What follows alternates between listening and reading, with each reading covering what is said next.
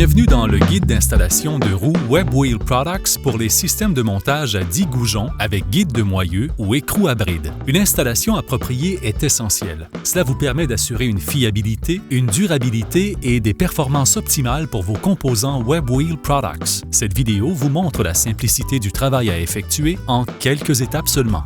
Commencez par inspecter les écrous et les goujons.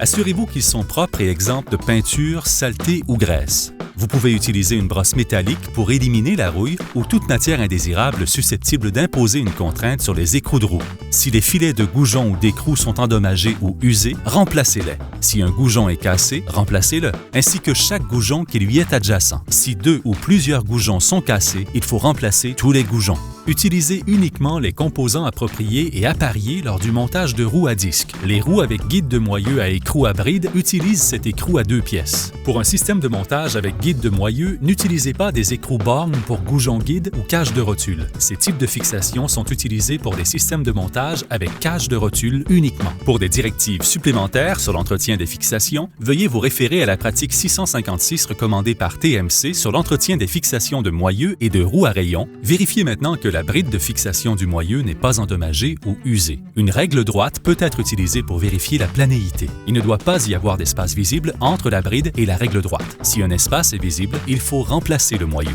En cas de doute sur un moyeu spécifique, veuillez contacter le service technique de WebWheel Products pour obtenir de l'aide. Vérifiez ensuite que les patins guides des tambours ne sont pas endommagés. Le côté gauche de l'écran illustre un guide de moyeu en bon état. Le côté droit de l'écran illustre un guide de moyeu endommagé. Cette strie indique un dommage résultant d'un tambour de frein précédemment mal installé. Ce dommage empêchera le centrage approprié des futurs tambours. Il faut donc remplacer tout moyeu présentant ce type de dommage. Avant de monter le tambour de frein sur le moyeu, veillez à ce que les brides de fixation du moyeu et du tambour, ainsi que les guides, soient exempts de corrosion, de saleté ou d'excès de peinture. Vous pouvez utiliser une brosse métallique pour nettoyer ces surfaces. L'assemblage de composants peints, sales ou rouillés peut empêcher l'assise appropriée de la roue et entraîner une défaillance de l'assemblage boulonné. Les goujons avec guide de moyeu nécessitent l'application de 2 gouttes d'huile de viscosité 30 sur les 2 ou 3 derniers filets de chaque goujon. Les écrous à bride à 2 pièces avec guide de moyeu nécessitent l'application de 2 gouttes d'huile de viscosité 30 entre l'écrou et la rondelle. Ne laissez pas de lubrifiant en contact avec la surface de montage du tambour de frein ou des roues. Notez que cette procédure de graissage n'est requise que pour les systèmes de montage avec guide de moyeu ou écrou à bride. Une fois que les surfaces de contact du moyeu et du tambour sont propres et sans corrosion, saleté ou débris, et que les goujons et écrous sont bien lubrifiés, faites tourner le moyeu pour que l'un des patins guides du tambour de frein soit situé à midi. Dans le cas où le moyeu a un guide continu plutôt que des patins guides séparés, positionnez simplement un des goujons à midi. Installez le tambour de frein en veillant à ne pas endommager les filets sur les goujons. Assurez-vous de pousser le tambour contre le moyeu jusqu'à ce qu'il soit assis sur le guide de fixation du moyeu et fermement appuyé contre la bride de fixation sans interférence. Ceci est obligatoire pour s'assurer que les guides de fixation du moyeu et du tambour sont correctement engagés. En cas d'interférence, vérifiez la compatibilité entre le moyeu et le tambour. Contactez le service technique de WebWheel Products si le problème persiste. Installez ensuite les roues à disque intérieures et extérieures en veillant à ne pas endommager les goujons. Poussez fermement la roue contre la plaque de montage du tambour jusqu'à ce qu'elle soit bien assise. Si vous installez des roues jumelées, veillez à ce que la roue extérieure soit à fleur contre la roue intérieure.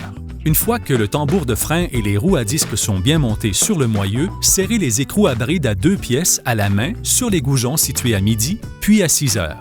Poursuivez l'installation des écrous à bride à 2 pièces restants sur chaque goujon en les serrant à la main.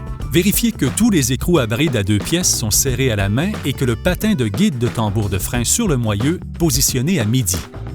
Serrez ensuite les écrous à bride à 2 pièces à un couple d'environ 50 livres dans la séquence croisée. Il est extrêmement important de suivre cette séquence.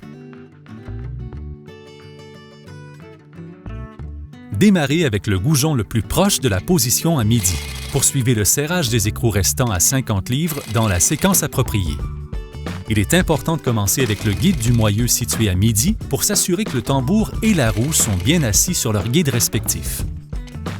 Lorsque tous les écrous ont été serrés à 50 livres de couple, serrez complètement les écrous au couple spécifié dans ce tableau en suivant la même séquence croisée.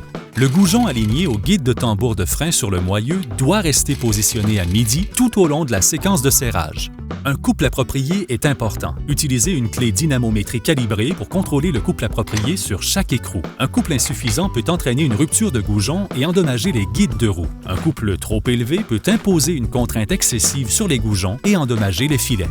Suivez scrupuleusement les niveaux de couple recommandés. Sinon, ce serait dangereux et pourrait se traduire par des roues flottantes. Si vous utilisez des clés pneumatiques, celles-ci doivent être régulièrement calibrées dans les deux sens pour obtenir un couple approprié. Utilisez une clé dynamométrique à main pour contrôler les performances d'une clé pneumatique.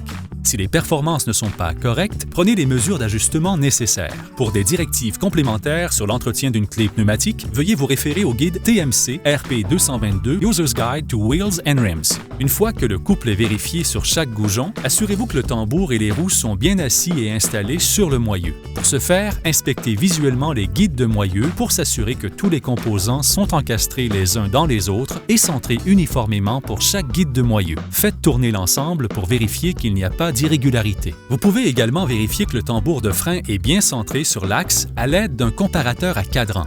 Cela se fait en plaçant l'aiguille du comparateur à cadran perpendiculairement à la surface de freinage du tambour et en fixant l'autre extrémité sur un objet stationnaire, comme l'axe. Une fois que le comparateur est installé perpendiculairement à la surface de freinage et réglé sur 0, faites tourner lentement l'ensemble sur une révolution complète ou 360 degrés tout en surveillant visuellement le comparateur.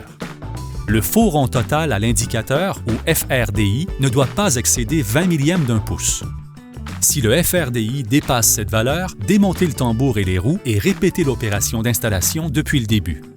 Pour les installations neuves et les installations de réparation, les composants d'assemblage prendront leur place naturellement et le couple peut chuter après les premiers 50 à 100 000 ou 80 à 130 km de fonctionnement. Vérifiez le couple des écrous à bride après cet intervalle de 80 à 130 km et resserrez à la valeur de couple recommandée. Si le tableau de resserrage s'avère peu commode, vous pouvez vous référer au guide TMC RP237 Retorquing Guidelines for Disc Wheels. Il est conseillé d'établir un programme d'entretien préventif pour contrôler régulièrement l'usure, les dommages, le couple approprié des écrous, l'alignement des roues, les fissures et les fuites. Un tel programme permettra d'assurer une performance, une durée de vie et une sécurité optimale pour vos produits WebWheel.